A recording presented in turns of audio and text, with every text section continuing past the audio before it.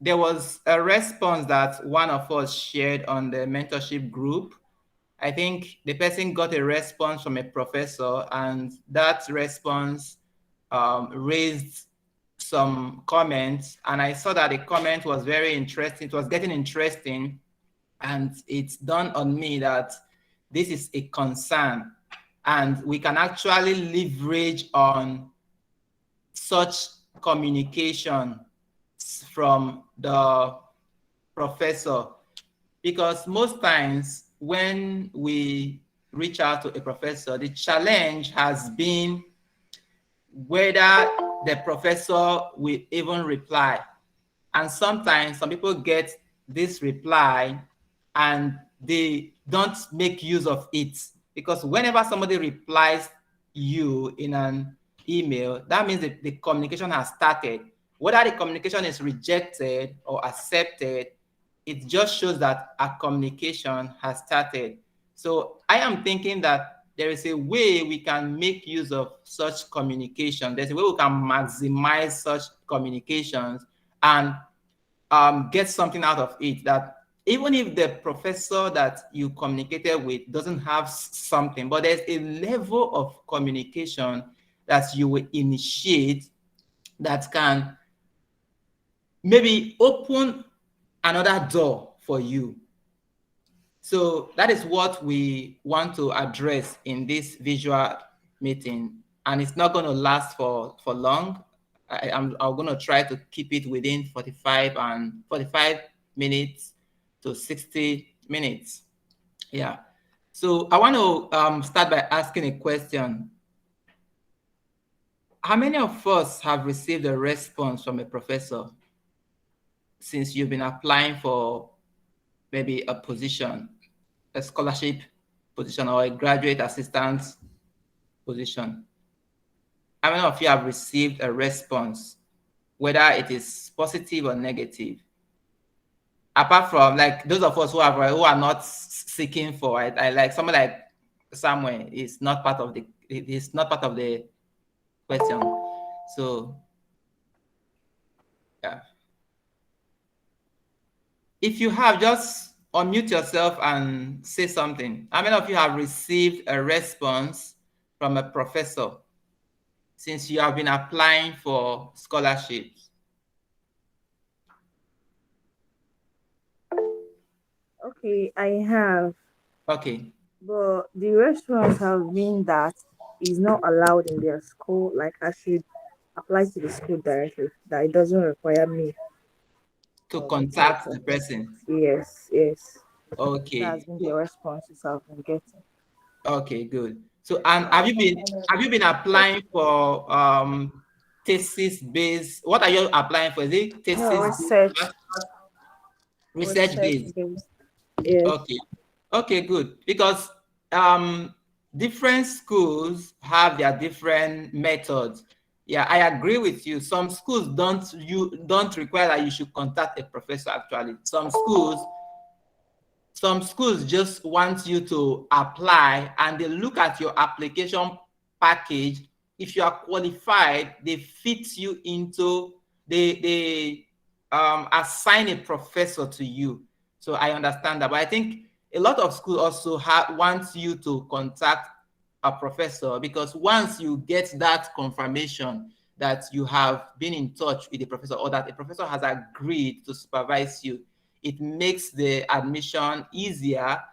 Then in terms of funding, if the person has agreed to fund you, it also makes the process very simple, and like you'll be certain that the admission you will get and funding you will get.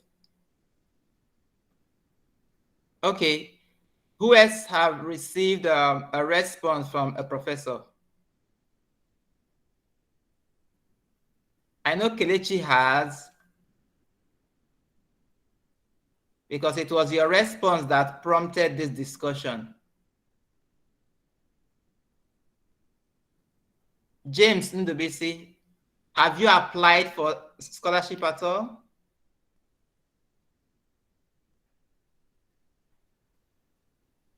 Yes, I have. Okay, and no response. Yeah, I've gotten a couple of responses. Okay, so can you let us, like, do you have any, like, how did you treat those responses, or how did you treat any of them? Most of them, some of them, when I sent them an email, they just referred me back to the application process. This is a list of our graduates application page. This is a list of the scholarship we have available. Apply, and then some of them asked me to submit uh, PhD projects. What was this name again? That was research. I can't Proposal? remember yeah, research proposal. So they asked me to submit research proposals, like two of them. And the others told me they didn't have any opportunity, that they are not open for opportunities. So those are the kind of responses I got. Okay, so that sounds like a good response. So the ones that ask you to submit a PhD proposal, what did you do? Well, I have no idea how to write a PhD proposal. So I went to go and do some research. But for now, I've not yet submitted the PhD proposal. They told me when I submit it, they will have to look at it and see whether any of their colleagues would be interested in uh, handling the project. But the problem is I don't know which topics they might be interested in, so as to tailor my PhD proposal to what they might like and all that. So for now, I'm still trying to carry out research to write a PhD proposal. Okay, because I think that is actually a good place to start. So you contacted a professor or professors and they asked you to write a PhD proposal. They just want to know what you have in your mind, like what you want to work, what do you want to do in this PhD? Because PhD is not, in PhD, you are coming to solve a problem. You are coming to ask some research questions, and those research questions will lead you. It's like a problem. There's a problem. I want to. There's an issue. There's a problem of flooding in Nigeria or in your country. Sorry, or in your state, and you are asking, how can we solve this problem of flooding? Maybe if you are in the area of soil, you are asking, how can soil properties be modified so that it will increase maybe infiltration, like it will allow the water to go through so that it will not pond, or it will not pond and cause um, flooding. Or you want to ask a question, how can channels be designed properly so that the water flow will be increased, or the velocity of water, things like that. So I think it's a good start that a professor that you contacted asked you to submit a proposal. I think we have had a case where maybe this is from Samuel. I think he contacted a professor, and they even asked they asked him to write a paper. They have to write a book chapter, which I think he has written, and it's about to be published, or it has been published already. So sometimes when you communicate with these professors, they want to see, they want to know the student that they are about to interact with, that maybe about to even support or about to employ. Because a PhD position or a master's position, master's thesis, it's more like, it's sometimes like an employment. Somebody wants to employ you. The person wants to know the skills that you have. And sometimes there is no one way to test the skills of a student. Some of the ways to do it is, some of the ways are through these communications. Like the professor that asked you to write the proposal might want to see your writing skills. He might not even be interested in too much in the topic you want to suggest. He just want to see your writing skills, right? The person might want to see how easily you can respond to emails. So I don't know how you have been, how the communication you have with them has been, but I think if they ask you to write a proposal, it's something you might want to do, and maybe do it fast. Then in terms of doing it well, that is where we are. That is where someone like me come in, right? Like that's where someone like me comes in, that if you let me know about that, I can ask you to submit a draft to me. I can see your draft. I'll check it, even if it's not in my area, but I will know when you have written something that I think makes sense, then I can advise you. That is what I do. Like, why am I a mentor on this group? I'm not a mentor to give you scholarship, but I'm a mentor to enhance your getting a scholarship or your chances of getting a scholarship. Yeah, so I think your response for me is okay. You should follow it up. You should, if you are checking how to write a proposal, you should check it very fast and write one. And when you have written one, you can send a draft to me, and by God's grace, we have started having some other scholars in the group that can also contribute. I made a call the other time for people to show interest, and some people showed interest, so they can also contribute. And that's why we are here. We are not in this group to just share positions. We are there to help you navigate through those questions that you don't understand. And for me, I don't just approach the question by talking. I do it by I approach by doing. If you send your draft to me, I will read it. If it's not good, believe me, I'm going to fire you, but I'm very mild. I'm not those who have interacted with me. I'm very mild. I'm going to give my own contribution. I'm going to say what I think it should be. So I think you should use up that opportunity.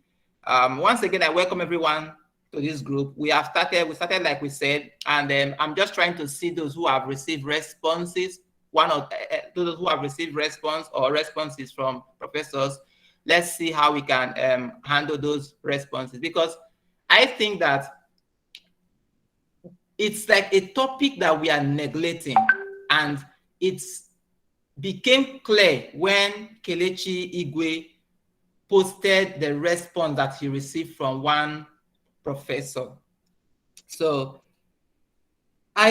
before I continue, I want to just say something about professors that we contact. I know most of us, we are from Nigeria, and when we deal with professors in Nigeria, we deal with them as maybe one god somewhere. And that has actually affected our mentality about who professors are. I know Chijoke is laughing because I think that mentality must have changed for him, because professors here are just humans. They are your friends. They want to interact with you. They want to know what you're doing. When I started my PhD, I was surprised when I went to my professor as I was discussing about my research. My professor had to pick his phone, and he contacted another professor to ask him if he knows this area that I'm talking about. So he wasn't lauding the research that, oh, he knows everything, or he wasn't telling me to, come on, you stupid boy, go and look for this information. He took his phone and called another professor to know if that professor has done something in that area. So that is how I think professors are outside, like in this part of the world and in many developed countries. So when we are communicating with professors, we should have that in mind.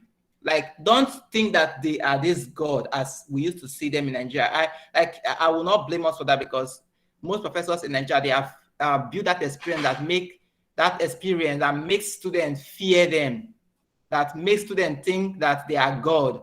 No, professors are not God outside in developed countries, and in most of the schools you'll be applying to. So when they establish a communication, when they establish a relationship with you, grab it. Then start deploying all your skills, all your communication skills. They like it, they need it. Like I was saying in the response that we received from Kelechi Igwe, that somebody has said he doesn't have funding for now. But look, I said the person has even liked your profile, but he said for now I don't have funding. So you can even, because how the funding thing works is that professors, they don't like, the money is not there. But what happens is that they apply for funding, and that funding sometimes it's not certain that they will get it. It's like when you apply for admission or when you apply for a scholarship, maybe 10 people applied for a scholarship that is meant for 3 people. At the end, only 3 people will get that scholarship, right? So what the professors do is that they put their hope pending when they get the scholarship. So if you communicate with them, they can tell you that for now, I don't have a scholarship. If you just relax and you go, it shows that for me, it shows that this student is not serious about it. But let's look at a situation whereby the person responded to you and you sent a follow-up email and said that you will be happy to work with him anytime he gets funding, right? Especially because you are interested in his research area. Like you just put more conversation. That is one way. The person can say, wow, this student is really interested. The person can put you in his wait list. I give an example of one of my friends. One of my friends, he got, when he applied, I think the person did not have funding. But after some time, the person had funding. Then he contacted my friend and said, are you still interested in this position? That was in University of Saskatchewan.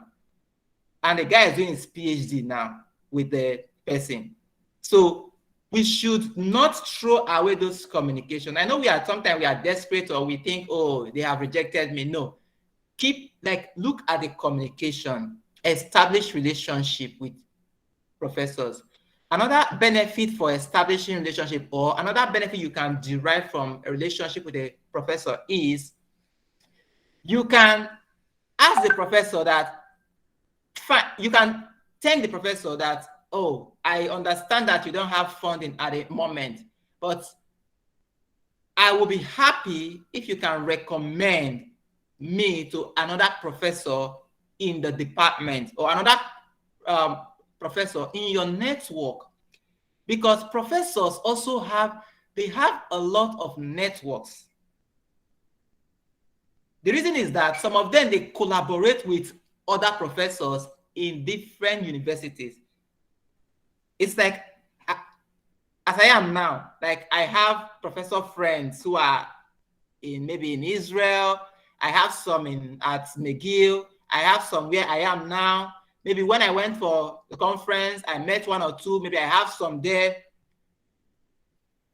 I can link somebody. I can just talk to a friend. Like if you saw the one I shared about the guy in Sri Lanka, the guy we finished PhD at the same time, and we were friends. Like, so imagine if I recommend a student to him.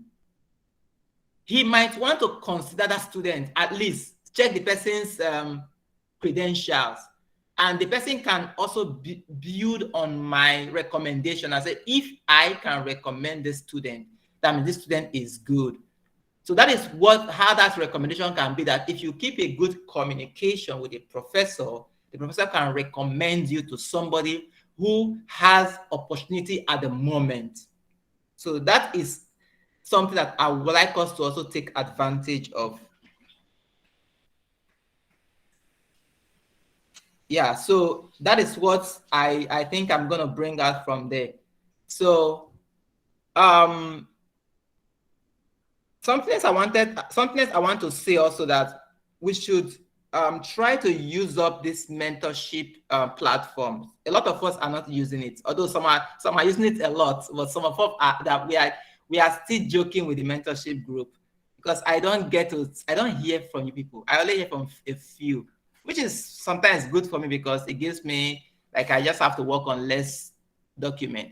But I think there are a lot of things that you need mentorship for, because you want to make sure that anytime you shoot your bullet, you are shooting the best, right? Because first impression matters. And for those of us who have got some experience, I might not be the best, but I think I know when you have written sometimes it's good, that makes sense. because sometimes you can also write something that doesn't make sense when you write your letter of notification or this. It might, there's some things maybe there are some things that you have just exaggerated without facts. By passing it through someone like us, we can see if you need to add facts to back up your claims. So that's, for me, is important. That's why you should use this opportunity, reach out to your mentors who are willing to do this for you without anything. Just, it's their time, they're doing it for you, so why not reach out? Yeah. So I think that said, we have learned something from the response of James Ndubisi, and I am glad you are getting response. So I hope you write the proposal, that's the request from you soon, and see how that goes. Does anybody want to share again what type of response they got from any professor? Maybe I'll call the next name. Olebube is the one for. Have you applied to any scholarship? Olebube is the one for.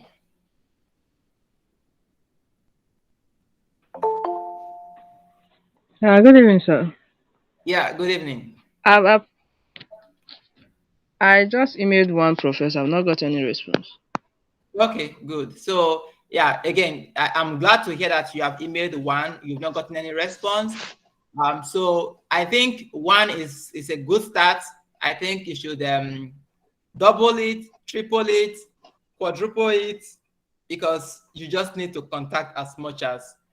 Then again, what I want to say is that it's not a must that you will pass through the pathway that others are passing through of maybe not getting a response. Sometimes you might be surprised that the first response you're going to get is a yes.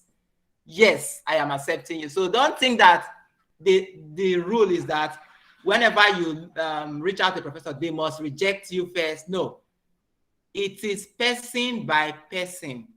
So that is why you should try and start sending. Use your own favor.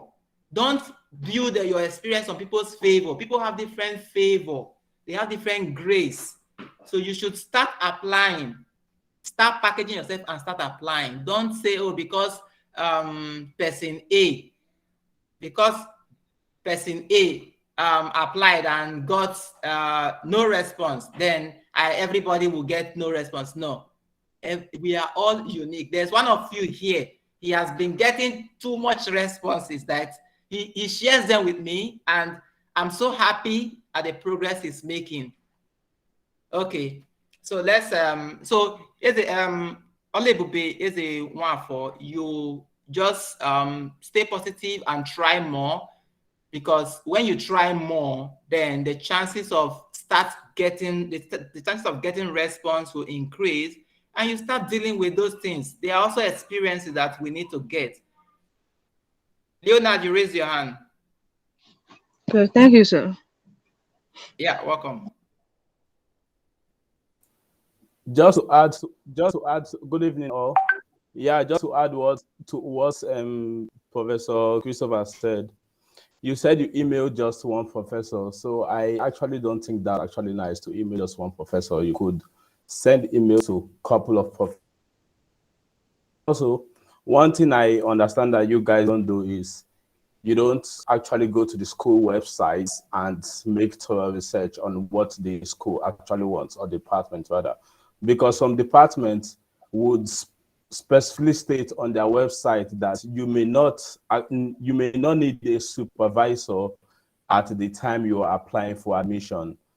All you have to do is to apply, and they'll also advise you that you should start your application before you even send emails to supervisors, because then when you send the emails to supervisors and indicate that you've started your application, they see the seriousness in you, and then they might make that decision. But if you've not started applying for admission and you're just emailing them, I bet you, like, most of them don't even read they actually check their emails, but they will not reply. But there are some things you may state in the email you are sending to them. Probably if they see that, oh, you've applied, you've started applying, then they might be tempted to reply your email. So some departments will tell you that you should apply and then start sending emails. But some will also tell you that just apply, and during the review process, that supervisors, professors will check and select the students they want and contact the students. So you shouldn't just you shouldn't just wait for them to reply you. Apply, take the risk of applying and send them emails. Then should they respond and they don't have funding for you, you could defer your admission till whenever they have funding, probably to the next start. Yeah. So you should apply and send emails at the same time and not just sending emails. Thank you very much, I think Leonard. Thank you very much, Leonard. Leonard is speaking from South Africa. He's doing his master's at Stellenbosch University, right? Right? You are muted. Yeah, Stellenbosch University. Sorry, Yeah. I was on mute. Yeah, he's doing his master's at Stellenbosch University. And yesterday he shared with me that he won a prize. He won a prize for, remember, he invited us for one conference. He won a prize as the first. He won a prize yesterday. So I'm celebrating him already. So thank you. I agree with the point that he made. Thank you. There is no generic, there is nothing written on stone. The first place you have to check is the school's website. You have to know what is their admission requirement. In some schools, they want you to contact professors. In some schools, they say just apply. Like what I think somebody that Sandra made that got such response that it looks like that school just don't want you to contact a professor. They just ask you to apply. Once they look at your application, then they assign you to a professor who is who is in your field that can take care of that. But I think in that case, admission has to really be, admission is given by merit. So you have to really merit it, because if you don't get good grade, you cannot even scale up, right? So that is where that becomes a very tough one. Yeah, but there are also a lot of schools or a lot of programs. Sometimes even the school has its requirement, that the program, the department, the faculty has its own plan or has its own method. So you have to do your background work by checking on the school's website, go to the faculty's website to see what their admission requirement is. Yeah, but I like the process of contacting the professor if that is required, because once a professor admits you, a lot of schools in the US and even in Canada, that works, especially if you want to do a PhD or a master's, you can contact them, and if they agree, and they'll ask you to go ahead and apply. And we have seen people, we've had a lot of experiences, people who had such experience, they can share their testimony when everything gets matured. Okay, Leonard, you raised your hand again. Yeah, I also want to share an experience, like with, is it Iowa State University? No, Mississippi State University. Because yeah, I went to their website and I saw their requirements and all that. So all I did first of all was to like send an email to the graduate coordinator, and the coordinator told me what to do. Like I can apply for admission and I can also be sending emails to the professors. So what I did first of all before sending emails, because I wanted to indicate on my letter that yeah, I have already started applying for admission, or I had finished my application already. So I started applying for my admission and I think I almost finished it. Then I sent emails to the professors, including the HOD of the department. So I didn't get any response, but I later got response from the HOD of the department. And he said, as the HOD, unfortunately, he can't admit any student, but he recommended me because he saw that I had already applied. So he recommended me to some other supervisors, to other professors in the department. And he told me that should I send emails to them and they don't respond, or I don't get any positive response, I should follow up on him. So because yeah, my research interest matches their department. So I did that and I kept updating him. So recently I reminded him again and he said, okay, that he's waiting to see my application and he will follow up on my case immediately. So that's what application does when you apply to the university and send emails. I think application would your like it, the step you took towards applying shows your seriousness, and also makes it actually motivates the supervisors to send a response to your email. Like send a response here to your email. Otherwise, they may just ignore it. Oh, you've not started applying. You can just forget about it. So, and also one in McGill, I sent an email to him. The strategy I used for McGill, I sent an email, and yeah, so it was that Professor Shank Penson that you recommended to us on the group chat. So I sent an email to him, and he got back to me immediately. He got back to me immediately and told me that unfortunately he doesn't have funding for now because he recently took in 3 PhD candidates. So he then told me that I should defer my interest to next year fall. Then if I'm interested, I could contact him. So the strategy I'm using now is I want to apply to McGill and be sure that he have gotten an admission. Then I'll wait for his response. Yeah. So I'm applying for fall. But if you're applying for spring or fall and they don't have funding for that year, you could also defer your admission to the next other year. Probably you get funding by then. And also, you should know that some departments also have their own departmental bursary that they could give to you if you don't have if you don't get funding from a supervisor. They'll also state on their website that you could compete for the departmental bursary, so you should just apply. Just things like that. There's no like you said, there's no fixed rule to application. So just try to explore the school's website. It's kind of difficult, I know, to get some specific information from school's websites, but just try to explore and you get detailed information when you read through their website instead of just sending emails. Because I kept sending emails in 2019 and I really didn't get good response. I didn't get response actually, except just few responses until I sent the last one, and yeah, this worked out for me and all that.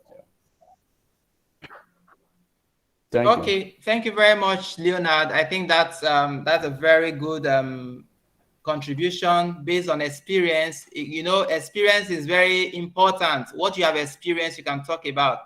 I'm gonna talk later just to maybe join one or two things. Let's hear from Samuel Arau. He raised his hand. Samuel, unmute yourself. Okay. Hi guys. Good morning. Sorry. So yeah, I've heard a lot of things that everyone has said, and I'm glad that everybody's trying to put in like their best. I remember in 2017 when I was looking for scholarships, and Dr. Chris was very helpful. Okay, you know, we had lots of like so many back and forth. All right, but there's one other way to get a supervisor that I want to talk about. So recently, somebody does I have a friend who did a master's with me in UBC, and then there's a lady in Nigeria that wants to do a PhD. So the guy took a course, and then while he took the course, I think he had like 90 something, and then he was telling the woman that he likes his project, that he has a friend who likes like her project, and she said okay that they should ask the friend to email her, right? Now the friend just said, hi, my name is Sam, blah blah blah. I spoke to my friend Bosun, and then he said you have a project that is interesting, and he has said amazing things about you, blah blah blah. And then I said, oh wow, that's fine. That yes, she remembers Bosun, and that Bosun is a good student. And that was her first ever email in this life, and that's how she got to supervisor.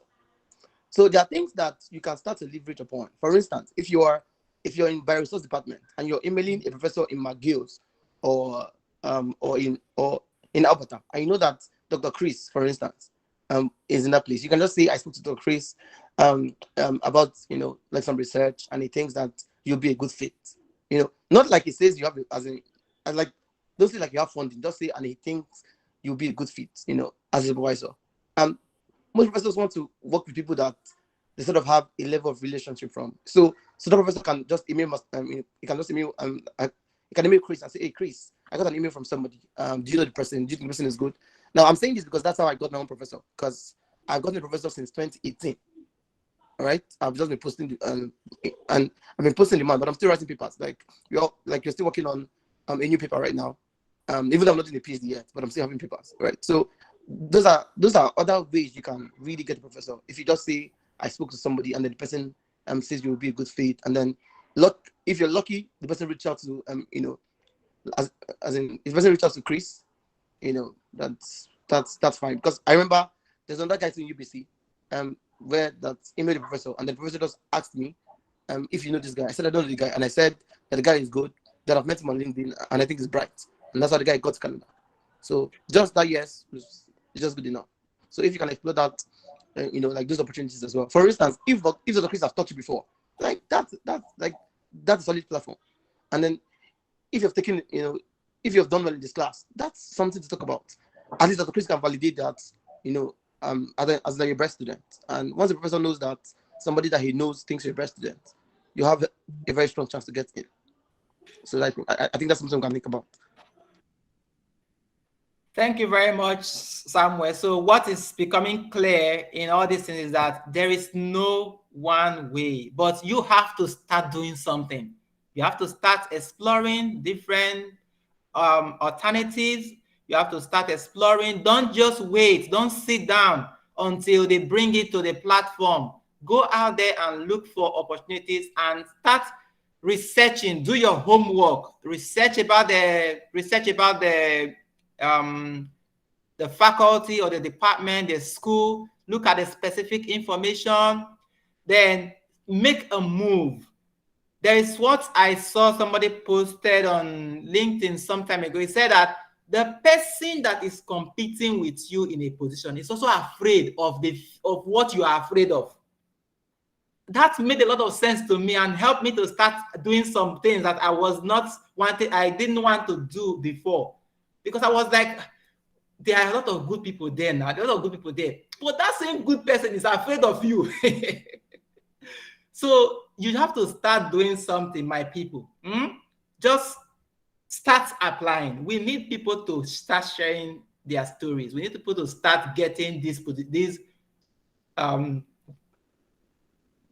positions. And you guys have amazing profile already.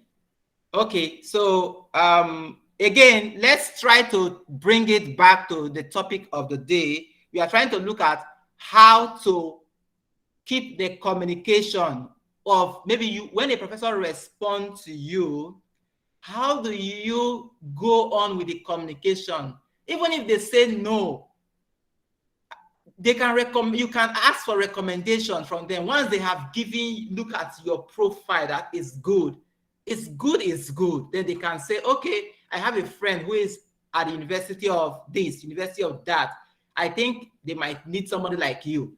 So that communication should go on. Or you can say, I will be in touch with you, right? Once in a while, you can ask the professor, how is research going?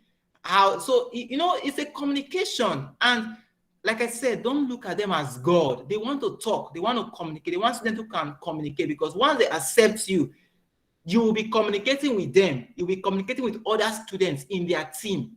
So they want to see that, right? So I'm going to allow Joy say something.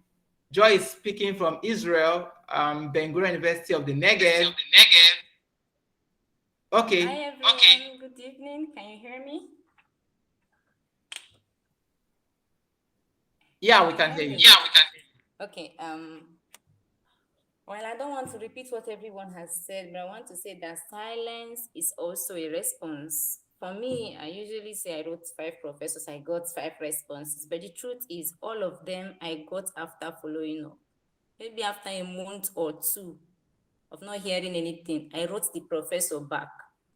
And in that writing back, I always explained why I'm writing back. I just have to follow back in a way that shows you're passionate about what, and you just want to know if you missed your email, or that or maybe tell him, make a good case for yourself again. And that was when I got all the response. So if you write a professor and you don't get a response after a month or 2, you write again, a follow-up, not the same thing, is a follow-up on your former email. You have to also follow up on the same subject. That way you bring yourself to the consciousness of the supervisor, and then usually most of them respond, even if they don't have funding, they will let you know. And yes, like Prof already said, if you are able to build the communication, the prof can recommend you. I mean, some schools came from another professor. I was told to apply in Wageningen by a professor in McGill. So he recommended the best schools for me. So build the communication.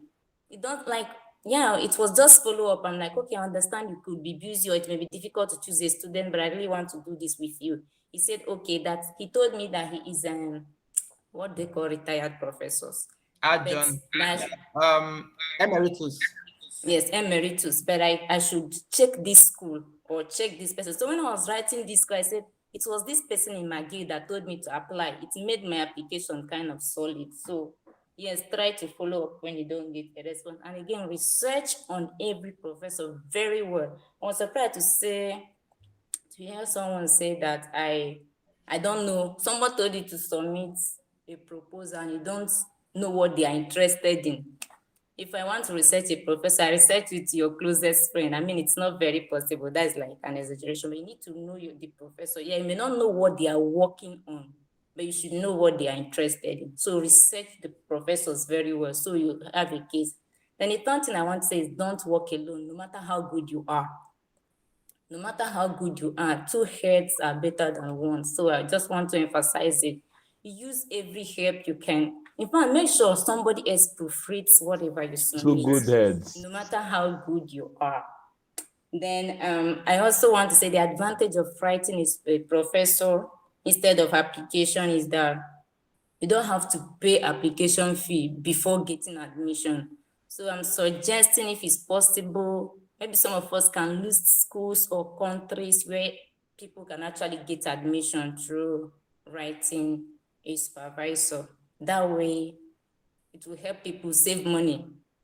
And when you get because when you get a professor, like Prof said, your admission chance is almost like 90%.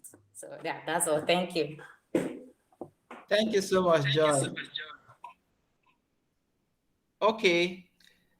Do we have somebody who received response that you want us to listen to you? We are going to be ending the meeting in the next 14 minutes, so keep that in mind. Do we have anybody who is having some challenges in their application process? You want us to discuss about such challenges? Because I know from what we have discussed so far, I think you must have grabbed some things. Read about the department or the faculty or the school and see the admission requirement. Joy just shared the importance of writing a professor. If you get one, you don't have to be applying for admission and paying admission fee everywhere and there unless you have that money to spend, because it's also not free. Unless, like now, we have a lot of fee waiver cases. You can use that means to just apply randomly. But if you have to pay $100, which less in Nigeria, that should be like how much now? Yeah, it's not free, so you don't want to waste that money. So if you get a response from a professor that says go ahead and apply, that makes your application sure, a kind of maybe 95%, 99% sure. Yeah, don't work alone. If you don't understand, I mean, this mentorship group, I told us you can talk to people, you can share your writing samples, we can review it.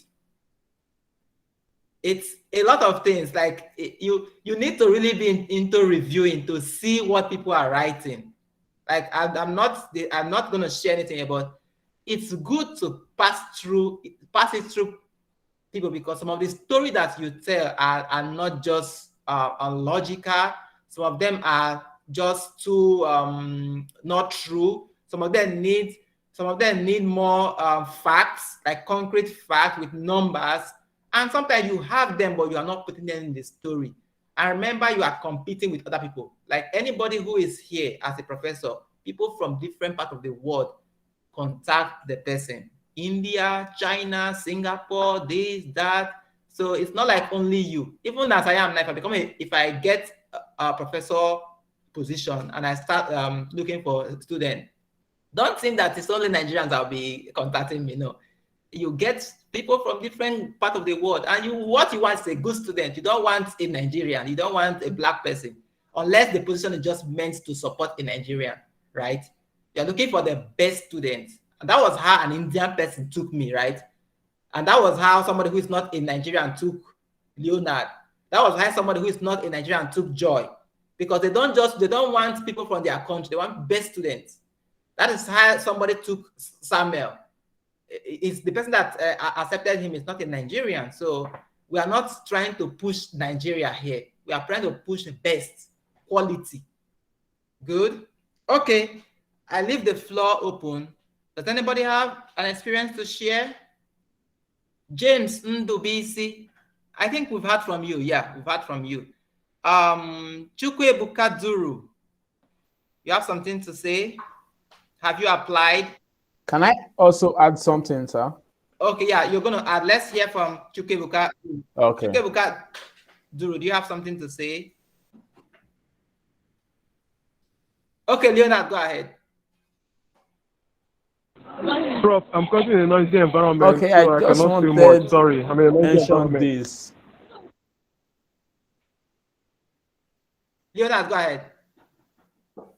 Okay, I just wanted to add about the standardized exams like the GRE and the TOEFL.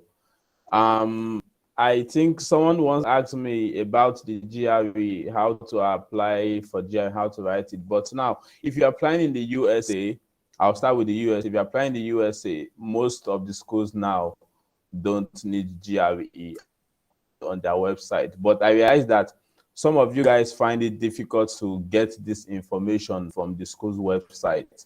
So you just have to do it on the school and departmental websites to get this information, because they are usually, most of the schools in the USA now, like I've applied, they will state specifically that they don't need GRE. And Nigeria is on the TOEFL exemption list. So as a Nigerian, you don't need to provide any English if you're applying in the USA for most of the schools. And yeah, the GRE. So just make a deep research. So if you're applying for USA, just go, you are good to go. Then there are also application fee waivers. You could make use of them. So you really don't need to spend much if you're applying in the USA. And also in Canada, like some of the schools I've seen, they actually don't need GRE, even though they may state that having GRE is also nice, but it's not a requirement, like a strong requirement. So you don't need to be afraid of all these exams. Start applying, start sending emails. Yeah.